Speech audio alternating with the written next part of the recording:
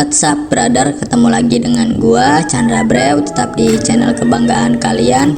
Kali ini saya mau menceritakan alur cerita film Afterlife, menceritakan seseorang lelaki bernama Elliot yang sedang mengambil foto seorang mayat.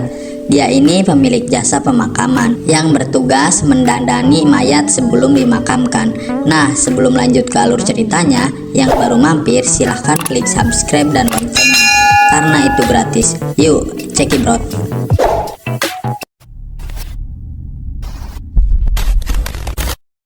Scene diawali dengan adegan pengencerotan. Namun di sini terlihat ceweknya seperti tidak menikmati adegan tersebut.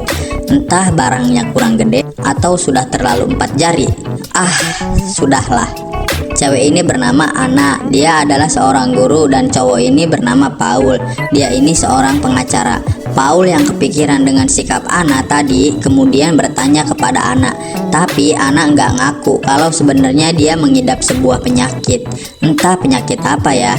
Kemudian pas di sekolah, Anna melihat seorang anak yang bernama Jack yang sedang dibully oleh anak lainnya. Anna pun melerainya. Jack ini adalah seorang anak pendiam yang tidak terlalu banyak bicara. Pas pulang sekolah, Anna mengalami peristiwa di mana lampu sekolah yang ada di belakangnya itu tiba-tiba mati semua. Dan kemudian muncul Jack. Sepertinya Anna ini mengalami halusinasi. Ini hanya pendapat saya yang disebabkan penyakit diderita itu. Kemudian Anna pergi menghadiri acara duka guru pianonya yang sudah meninggal. Dan di sini Anna sekilas melihat mulut mayat ini terbuka, tapi itu kemungkinan juga halusinasi Anna saja. Malamnya Paul berencana untuk melamar Anna di sebuah restoran. Tapi karena Anna ini sudah banyak pikiran ya, dan Paul juga salah merangkai kata, justru membuat Anna berpikir kalau sebenarnya Paul ini mau memutuskannya. Anna pun marah-marah dan kemudian pergi meninggalkan tempat tersebut dengan mobil. Namun di tengah perjalanan, Anna yang sibuk dengan HP-nya akhirnya mengalami kecelakaan. Kemudian Anna sudah ada di sebuah ruangan jenazah bareng Elliot tadi, yang sekarang sudah bersiap-siap untuk membongkar bajunya Anna. Tapi pas Elliot mau menggunting baju dalam Anna, tiba-tiba mata Anna terbuka. Tapi dia tidak bisa bergerak maupun merasakan tubuhnya. Anna pun bertanya, apa yang sudah terjadi kepadaku dan ini di mana? Elliot mengatakan bahwa Anna sudah mati. Anna tentunya tak percaya dan Elliot menunjukkan surat keterangan dokter yang menyatakan bahwa dia sudah mati karena kecelakaan. Dan kemudian Elliot menyuntik Anna dengan suatu cairan yang katanya berfungsi untuk melemaskan otot yang sudah mati.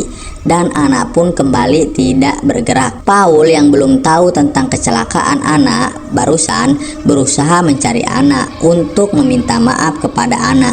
Dan dia baru tahu berita tersebut ketika dia diberitahu ibu Anna. Paul pun terlihat shock mendengar berita tersebut dan dia langsung menuju tempat Elliot untuk melihat tubuh Anna. Namun sesampainya di sana, Elliot melarang Paul untuk melihat mayat Anna dengan alasan dia bukanlah anggota keluarga Anna. Anna yang terbangun kemudian langsung menuju ke telepon. Namun telepon tersebut tidak berfungsi dan Anna yang mendengar suara Paul di luar kemudian berusaha berteriak. Namun Paul tidak bisa mendengarnya. Lalu kemudian dia pergi.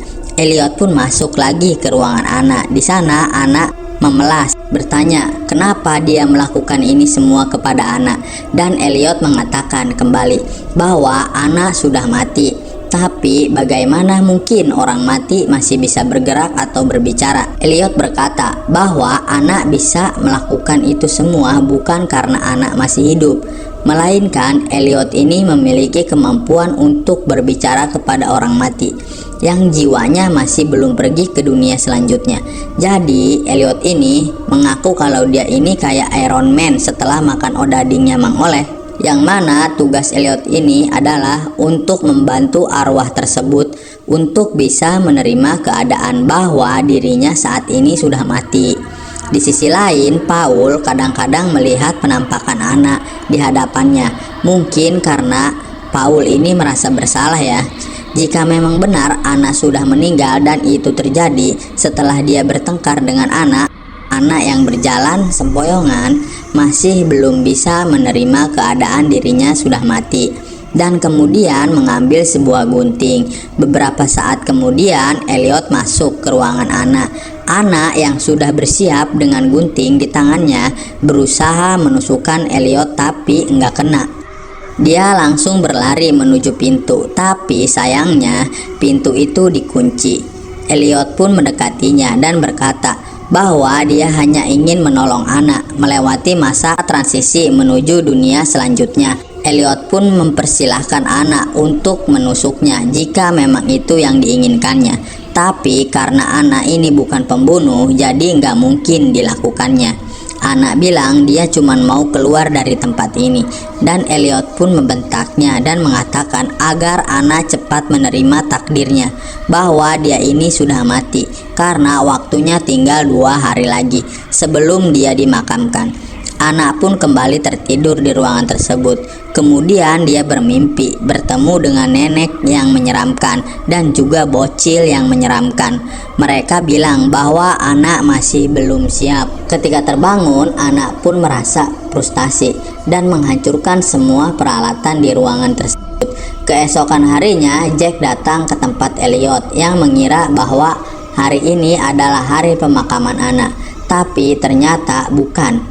Dan di sini Jack yang melihat Elliot yang sedang menata sebuah acara pemakaman kemudian agak tertarik dengan hal tersebut. Elliot kembali ke dalam ruangan Anna dan membawa sebuah baju yang nantinya akan dipakai Anna di acara pemakamannya.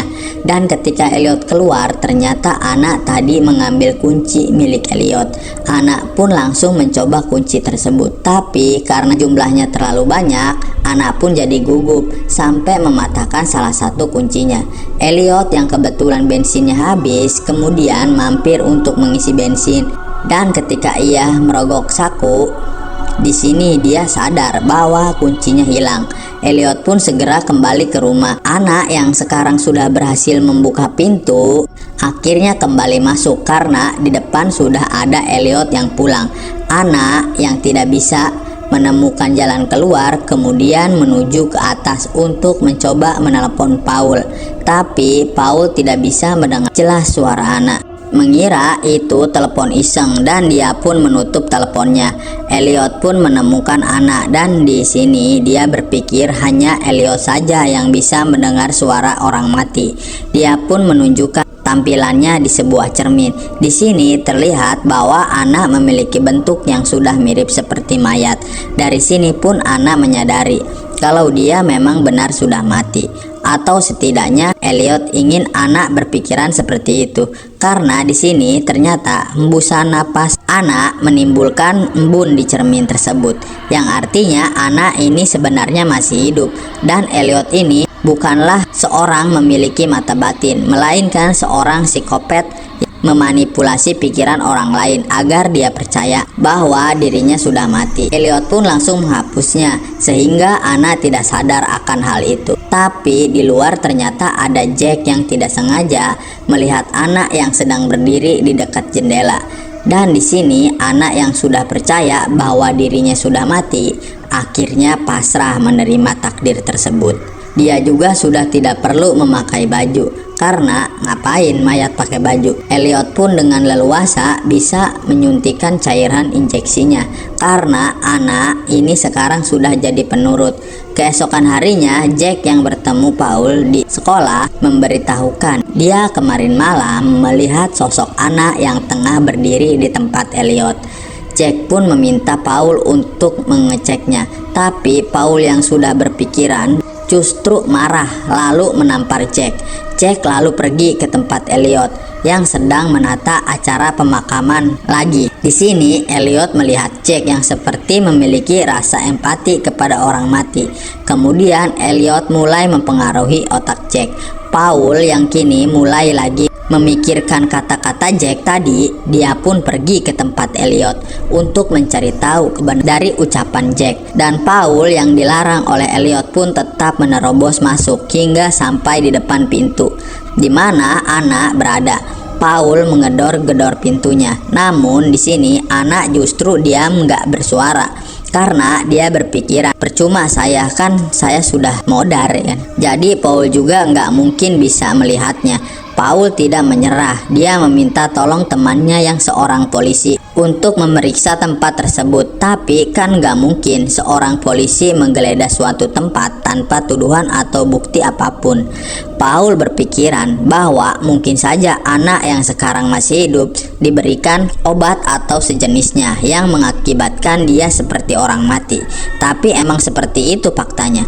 Ana selama ini disuntik dengan cairan yang bernama hydronium bromide yang menyebabkan efek melumpuhkan badan sampai keadaan yang mirip seperti orang mati. Elliot kini tengah memakaikan baju Ana yang besok sudah bersiap untuk proses pemakaman. Sambil mendengarkan segala penyesalan Ana selama ia masih hidup, Elliot pun memberikan kesempatan terakhir dan mengajak Ana untuk keluar dari ruangan tersebut.